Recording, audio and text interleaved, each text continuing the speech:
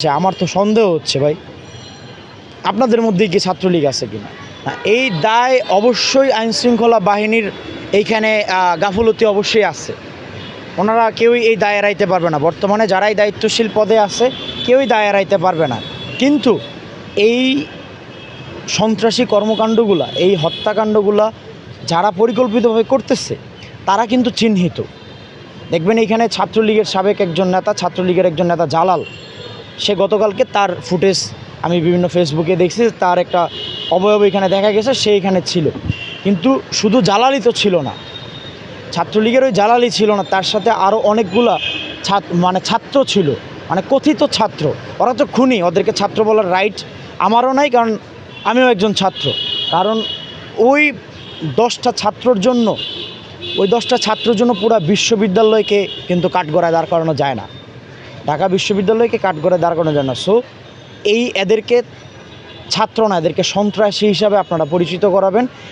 এরা খুনি, এই খুনের বিচার বাংলাদেশে হবে এবং এই ক্ষমতায় বর্তমানে যারাই আছে তারাও এই দায় এড়াইতে পারে না, এটা স্পষ্ট ভাষায় কথা। কিন্তু এটার বিচার, দৃষ্টান্তমূলক শাস্তি খুব দ্রুতই যেন হয়, এটা নিশ্চিতের মাধ্যমে আমি মনে করি যে এটা না, শুধু আরও দেখবেন আপনার জাহাঙ্গীরনগর বিশ্ববিদ্যালয়ে না কোন বিশ্ববিদ্যালয় জানি, ছাত্রলীগের একটা নেতারে গণপিটুনি দিয়ে মেরে ফেলছে।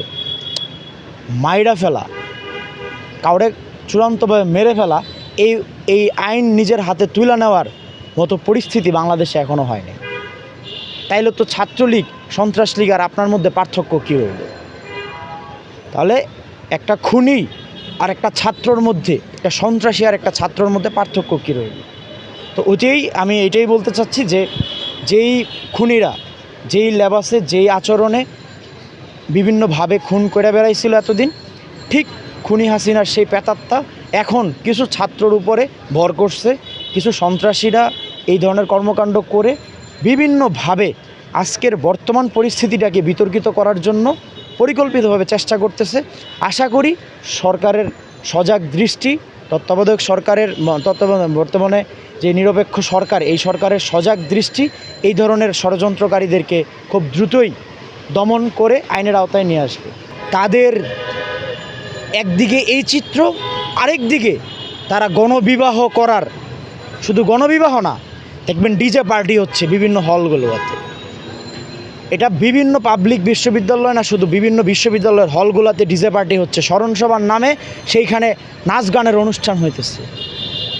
কতটা অমানুষ আমরা হয়ে গেছি, কতটা বেঈমান, কতটা অপদার্থ আমরা হয়ে গেছি, জাস্ট একটু চিন্তা করেন যে আমরা এগুলো না হইলে আজকে আমরা বিয়ের আয়োজন আলোকসজ্জা করে বিভিন্ন হলগুলোতে, বিভিন্ন ছাত্রদের বিভিন্ন থাকার জায়গাগুলোতে আলোকসজ্জা করে আমরা রং তামাশা করতেছি, বিভিন্ন পার্টি করতেছি, হিন্দি গান, আপনারা যে ভারতের কথা বলেন, আপনারাই তো হিন্দি গান নিয়ে নাচতেছে।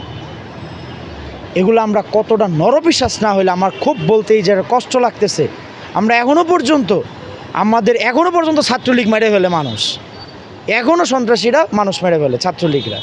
তাহলে আপনারা কোন সুখে, কোন আবেগে, কোন আত্মবিশ্বাসে? আমার তো সন্দেহ হচ্ছে ভাই, আপনাদের মধ্যে কি ছাত্রলীগ আছে কিনা।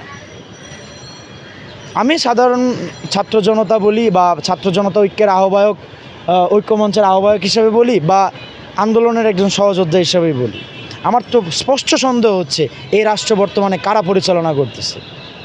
এর মধ্যে কি ছাত্রলীগ, আওয়ামী লীগের প্রেতাত্মারা এখনও কি এই দেশের পরিচালনা পর্ষদে আছে কি না, এটা প্রশ্ন জনগণের কাছে রেখে গেলাম। আপনারা এখানে কমেন্ট করতে পারবেন, যারা যেই জায়গা থেকে দেখতেছেন জানায়েন।